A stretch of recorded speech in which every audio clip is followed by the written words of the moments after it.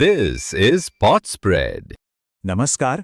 आज हम भारत के विशाल और काफी हद तक अनदेखे अनौपचारिक श्रम बाजार की परतों को खोलने जा रहे हैं। हम ये समझने की कोशिश करेंगे कि किसी व्यक्ति का जेंडर और वो देश के किस हिस्से से आते हैं, ये चीजें उनके काम और जिंदगी के मौकों को कैसे तय करती हैं। तो चलिए इसका एक समाजशास्त्रीय विश्लेषण करते हैं। जरा सोचिए, भारत की 90% से ज्यादा वर्कफोर्स, हाँ 90% से भी ज्यादा, इसी इनफॉर्मल सेक्टर का हिस्सा है। ये आंकड़ा अपने आप में हमारी अर्थव्यवस्था में इस सेक्टर के विशाल पैमाने और इसके महत्व को साफ साफ दिखाता है। तो यहाँ एक बड़ा सवाल खड़ा होता है, क्या ये सेक्टर मौकों की एक दुनिया है या फिर असमानता का एक जाल? हम इसी दुविधा को समझेंगे। कैसे ये क्षेत्र लाखों लोगों के लिए एक लाइफलाइन है, लेकिन साथ ही साथ असुरक्षा और भेदभाव का एक बहुत बड़ा केंद्र भी है। आज के इस विश्लेषण में हम 5 पड़ावों से गुजरेंगे। सबसे पहले हम कुछ जरूरी समाजशास्त्रीय अवधारणाओं को समझेंगे। फिर हम जेंडर और क्षेत्र के आधार पर बंटवारे को देखेंगे। इसके बाद हम देखेंगे कि जब ये दोनों मिलते हैं तो क्या जटिल तस्वीर बनती है, और आखिर में हम समानता के कुछ रास्तों पर भी बात करेंगे। तो चलिए इस विश्लेषण में गहराई से उतरने से पहले कुछ बहुत जरूरी समाजशास्त्रीय कॉन्सेप्ट्स को समझ लेते हैं। ये हमारे लिए एक टूल किट की तरह काम करेंगे। तो ये इनफॉर्मल लेबर मार्केट है क्या? देखिए, इंटरनेशनल लेबर ऑर्गेनाइजेशन के मुताबिक इसमें वो सारे काम आते हैं जो नियमों के दायरे से बाहर हैं, जैसे सड़क पर दुकान लगाना या दिहाड़ी मजदूरी। यहां ना तो कोई सोशल सिक्योरिटी होती है, न नौकरी की कोई गारंटी। समाजशास्त्र इसे सोशल स्ट्रैटिफिकेशन यानी सामाजिक स्तरीकरण का एक मैदान मानता है, जहां किसी की जाति, जेंडर या वो किस क्षेत्र से है, ये तय करता है कि उसे कितने मौके मिलेंगे। अगला कॉन्सेप्ट है जेंडर। देखिए, जेंडर सिर्फ बायोलॉजिकल नहीं होता, ये तो समाज हमें सिखाता है कि एक पुरुष को कैसा होना चाहिए और एक महिला को कैसा। हमारी जो पितृसत्तात्मक व्यवस्था है वो अक्सर महिलाओं को कम वेतन और कम सम्मान वाले कामों तक ही सीमित कर देती है। और जब हम क्षेत्र की बात करते हैं तो इसका मतलब सिर्फ भूगोल नहीं है, बल्कि आर्थिक और सांस्कृतिक फर्क भी है। सोचकर देखिए, मुंबई में काम करने वाले एक मजदूर और बिहार के एक गांव में काम करने वाले खेतीहर मजदूर के मौकों में कितना ज्यादा फर्क होता है। विकास और इंफ्रास्ट्रक्चर की यही असमानता इनफॉर्मल सेक्टर में एक बहुत गहरी खाई पैदा करती है। अच्छा, अब इस पूरे विश्लेषण को और गहराई देने के लिए हम कुछ खास समाजशास्त्रीय सिद्धांतों का इस्तेमाल करेंगे। हम देखेंगे कि समाज में ये ऊंच नीच कैसे बनती है, काम का बंटवारा जेंडर के आधार पर ही क्यों होता है, किसके पास कितने संसाधन हैं, और कैसे किसी जगह का विकास वहां के लोगों के लिए मौके तय करता है। हम इन सभी थियरीज को आगे सही जगह पर समझेंगे। तो चलिए अब इस असमानता की पहली और सबसे बड़ी परत को खोलते हैं, जेंडर। हम देखेंगे कि इनफॉर्मल सेक्टर में एक महिला होने का अनुभव पुरुषों से कितना अलग है और ज्यादातर मामलों में कितना ज्यादा चुनौतीपूर्ण है। महिलाओं के रास्ते में 3 बहुत बड़ी बाधाएं हैं। पहली, हमारी सामाजिक मान्यताएं जो उन्हें घर के कामों तक ही बांध कर रखती हैं।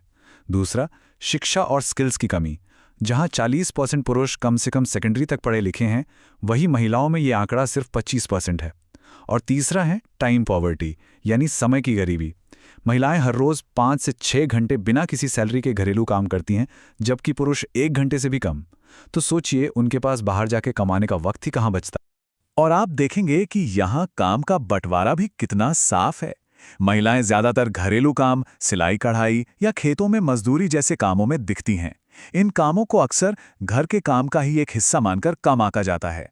वहीं दूसरी तरफ पुरुष कंस्ट्रक्शन, ट्रांसपोर्ट और व्यापार जैसे कामों में है, जहां पैसा भी ज्यादा है और समाज में पहचान भी। ये बंटवारा साफ दिखाता है कि कैसे महिलाओं के काम को एक सिस्टम के तहत कम महत्व दिया जाता है। और जानते हैं, इस बंटवारे का सीधा असर कहाँ दिखता है? पैसों पर, कमाई पर। ये चार्ट साफ साफ दिखाता है कि कंस्ट्रक्शन सेक्टर में एक ही जैसे काम के लिए महिलाएं पुरुषों की कमाई का महज आधा या 60% ही कमा पाती हैं। ये सिर्फ इसलिए नहीं है कि वो मोल भाव नहीं कर पाती, ये सीधा सीधा लैंगिक भेदभाव है। अच्छा, अब जेंडर से आगे बढ़कर असमानता के दूसरे बड़े कारण को देखते हैं, और वो है भूगोल। आपका जन्म कहाँ हुआ है, ये आपके भविष्य की राह कैसे तय कर देता है? चलिए इसे समझते हैं। भारत के इनफॉर्मल सेक्टर की 2 बिल्कुल अलग अलग दुनियाएं हैं। एक तरफ हैं शहर, जहां कंस्ट्रक्शन और स्ट्रीट वेंडिंग जैसे काम तो हैं, पर साथ में कमर तोड़ महंगाई और गला काट कंपटीशन भी है।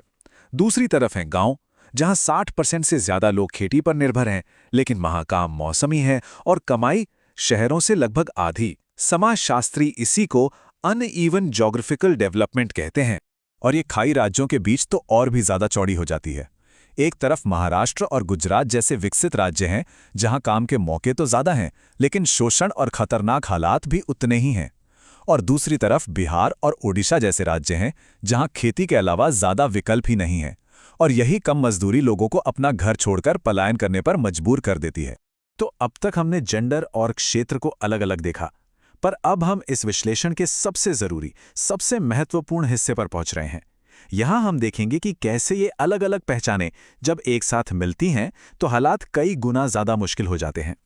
अब बात करते हैं एक बहुत ही जरूरी कॉन्सेप्ट की, इंटरसेक्शनैलिटी। ये कॉन्सेप्ट किम्बरले क्रंशॉ ने दिया था। इसे ऐसे समझिए, मान लीजिए जेंडर और क्षेत्र ट्रैफिक की दो अलग अलग सड़कें हैं। तो एक पिछड़े क्षेत्र की महिला उस चौराहे पर खड़ी है जहां से दोनों सड़कों का ट्रैफिक आ रहा है। जाहिर है उसके लिए खतरा दुगना हो जाता है। मतलब हमारी पहचानें अलग अलग काम नहीं करती, बल्कि मिलकर भेदभाव का एक बहुत ही जटिल सिस्टम बनाती हैं। इस सिद्धांत को एक उदाहरण से समझते हैं तो ये और साफ हो जाएगा। एक महिला की कल्पना कीजिए। पहली बात, वो एक महिला है। दूसरी, वो बिहार के एक पिछड़े गांव से है। तीसरी, वो शहर में एक प्रवासी मजदूर है।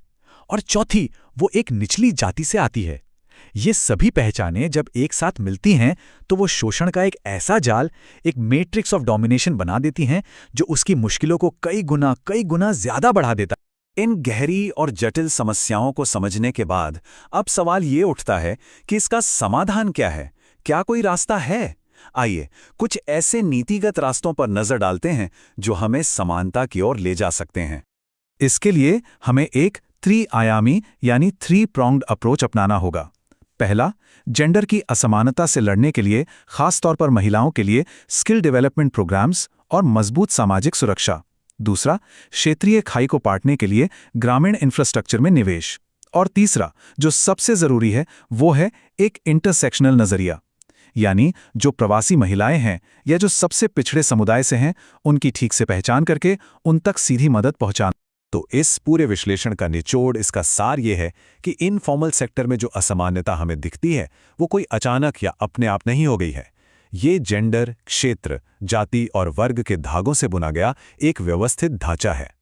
और ये हमें एक बहुत ही जरूरी सवाल पर लाके छोड़ देता है, क्या सिर्फ नीतियां बनाकर हम सच में एक समान इनफॉर्मल सेक्टर बना सकते हैं, या फिर ये असमानताएं हमारे सामाजिक ताने बाने में इतनी गहराई तक समाई हुई हैं कि उन्हें बदलना लगभग नामुमकिन है? सोचिएगा जरूर।